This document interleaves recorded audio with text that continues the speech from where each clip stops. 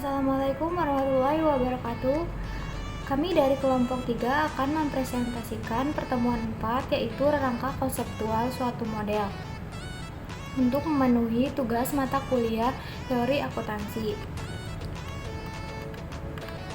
Saya Sadria Nur Padilla dengan NIM 201011 200724. Rangka konseptual adalah salah satu model yang dikembangkan oleh FASB yang diwujudkan dalam pernyataan resmi yang disebut Statement of Financial Accounting Concept atau SFAC. Rangka konseptual versi FASB merupakan suatu model hasil perekayasaan yang dapat dijadikan acuan penalaran untuk pengembangan rangka acuan baru untuk konteks lingkungan yang berbeda. Kemudian ada 4 komponen utama rangka konseptual. Yang pertama ada tujuan pelaporan keuangan, yang kedua ada karakteristik kualitatif informasi, yang ketiga ada elemen-elemen statement keuangan, yang keempat ada pengukuran dan pengakuan. Selanjutnya ada tujuan pelaporan keuangan. Tujuan pelaporan keuangan adalah ke arah mana segala upaya tindakan dan pertimbangan dicurahkan. Oleh karena itu, penentuan tujuan pelaporan keuangan langkah yang paling krusial dalam perekayasaan akuntansi. Tujuan pelaporan adalah menentukan konsep-konsep dan prinsip-prinsip relevan yang akhirnya menentukan bentuk, isi, jenis, dan susunan statement keuangan. Pemakai dan kepentingan. Kepentingan pemakai juga beragam, tidak hanya antar kelompok pemakai, tetapi juga di dalam kelompok pemakai. Keberagaman kepentingan tersebut antara lain adalah pertanggungjawaban, pengambilan keputusan, riset keuangan dan pasar, penentuan tarif, penentuan pajak, dan sebagainya. Yang kedua, siapa yang dituju? Apa saja kepentingannya, seberapa luas informasi yang diinginkan, apa saja informasi yang tersedia, dan seberapa banyak yang dapat dilayani. Yang ketiga, karakteristik pemakai statement keuangan antara lain kedudukan pemakai terhadap entitas pelapor dan tingkat pengetahuan pemakai terhadap bisnis. Aspek sosial tujuan pelaporan. Yang pertama, tujuan fungsional, yaitu tujuan masyarakat atau organisasi secara keseluruhan tanpa memperhatikan tujuan atau motivasi individu di dalamnya. Tujuan individu tidak dapat diamati, sedangkan tujuan fungsional dapat diidentifikasi dan mengamati konsekuensi kegiatan masyarakat yang nyata terjadi. Yang kedua, tujuan kelompok dominan, yaitu kelompok yang konsekuensi keputusan atau tindakannya mempengaruhi secara kuat semua anggota masyarakat. Yang ketiga, tujuan versi asobat, walaupun berorientasi pada kebutuhan pemakai, Komite Eksekutif AAA tidak secara spesifik mengidentifikasi pihak pemakai laporan keuangan. Yang keempat, tujuan versi APB nomor 4. Tujuan dasar akuntansi dan laporan keuangan adalah untuk memberikan informasi tentang keuangan perusahaan yang berguna untuk membuat keputusan ekonomi. Pemakai potensial laporan keuangan bisnis. Yang pertama, owner atau pemilik usaha, yang kedua, leader atau pimpinan usaha, yang ketiga, supplier, yang keempat, potensial investor, yang kelima, kreditor. Yang selanjutnya yaitu karakteristik kualitatif informasi. Kriteria yang menjadi pedoman kebijakan akuntansi sangat erat kaitannya dengan masalah apakah informasi suatu objek bermanfaat untuk pengambilan keputusan bagi pihak pemakai yang dituju. Kebermanfaatan merupakan suatu karakteristik yang hanya dapat ditentukan secara kualitatif dalam hubungannya dengan keputusan pemakai dan keyakinan pemakai terhadap informasi. Oleh karena itu, kriteria ini secara umum disebut karakteristik kualitatif atau kualitas informasi akuntansi.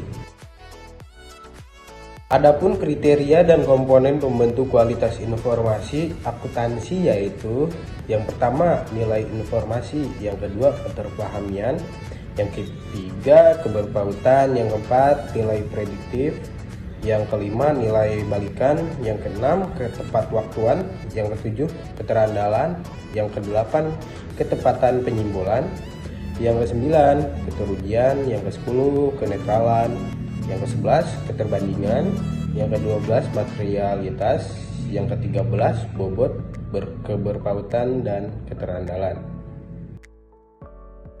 Berikutnya yakni elemen-elemen statement keuangan.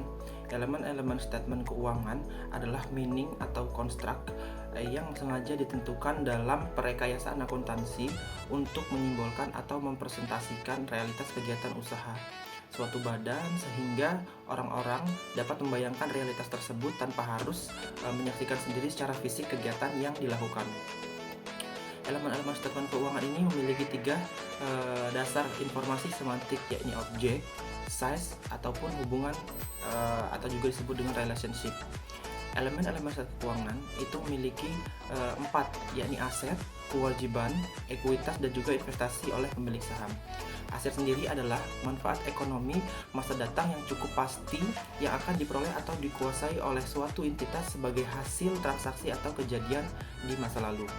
Kewajiban adalah pengorbanan manfaat ekonomi masa datang yang cukup pasti yang timbul dari keharusan. Selanjutnya yaitu ekuitas. Ekuitas sendiri adalah hak residual terhadap aset suatu entitas yang tersisa setelah mengurangi aset dengan kewajiban. Yang terakhir yakni investasi oleh pemilik. Investasi pemilik adalah kenaikan dalam ekuitas suatu badan usaha sebagai dasar dari entitas lain sesuatu yang bernilai untuk mendapatkan atau menaikkan hak pemilik di dalamnya. Perkenalkan, nama saya Wulandari. Saya akan melanjutkan pembahasan yang sebelumnya sudah dijelaskan oleh teman saya. Di sini ada pengukuran dan pengakuan. Pengukuran adalah penentuan besarnya unit pengukur atau jumlah rupiah yang akan dilekatkan pada suatu objek, elemen atau pos yang terlibat dalam suatu transaksi, kejadian, atau keadaan untuk mempresentasikan makna atau atribut objek. Atribut adalah sesuatu yang melekat pada suatu objek yang menggambarkan sifat atau ciri yang dikandung objek tersebut. Jadi, pengukuran atau elemen pos adalah dasar pengukuran jumlah rupiah yang harus dilekatkan pada suatu elemen atau pos untuk mempresentasikan secara tepat atribut yang ingin diungkapkan dan elemen atau pos tersebut dalam pelaporan keuangan. FSAB mengidentifikasi atribut pengukuran yang sekarang diterapkan dan masih dapat dilanjutkan penggunaannya, yaitu ada 5. Yang pertama ada konsistoris atau perolehan kas historis, yang kedua kos sekarang, yang ketiga nilai pasar sekarang, yang keempat nilai terrealisasi atau pelunasan neto, dan terakhir nilai sekarang. Selanjutnya ada pengakuan. Secara teknis, pencatatan secara resmi atau perjinalan suatu jumlah rupiah hasil pengukuran ke dalam sistem akuntansi sehingga jumlah tersebut terrefleksi dalam elemen atau pos yang bersangkutan. Secara konseptual, penyajian suatu informasi melalui seperangkat statement keuangan sebagai ciri sentral pelaporan keuangan. Diperlukan kriteria umum atau fundamental. FSAB menetapkan 4 kriteria pengakuan fundamental atau konseptual sebagai berikut. Yang pertama, definisi. Suatu pos harus memenuhi definisi elemen statement keuangan. Yang kedua, keterukuran. Suatu pos harus mempunyai atribut yang berpaut dengan keputusan dan dapat diukur dengan tingkat keadilan yang cukup. Yang ketiga, keberpautan. Informasi yang dikandung suatu pos mempunyai daya untuk membuat perbedaan dalam keputusan pemakai. Yang keempat, keterandalan. Informasi yang dikandung suatu pos secara tepat menyimbolkan fenomena teruji atau terverifikasi dan netral. Jadi kesimpulannya, rangka konseptual versi FSAB merupakan model hadap perekayasaan yang dapat dijadikan acuan penalaran untuk pengembangan rangka acuan baru untuk lingkungan konteks yang berbeda.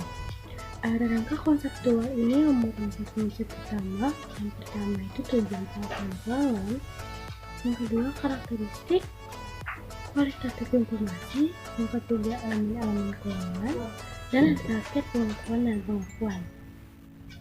Dalam pengukuran dan pengakuan ini terdapat 4 pengukuran utama, atau fundamental, yaitu definisi, yang kedua keterukuran, yang ketiga berkaitan, dan yang terakhir keterangan. Baik, jadi itu saja yang dapat kami sampaikan. Semoga video ini dapat bermanfaat. Kami tutup. Wassalamualaikum warahmatullahi wabarakatuh.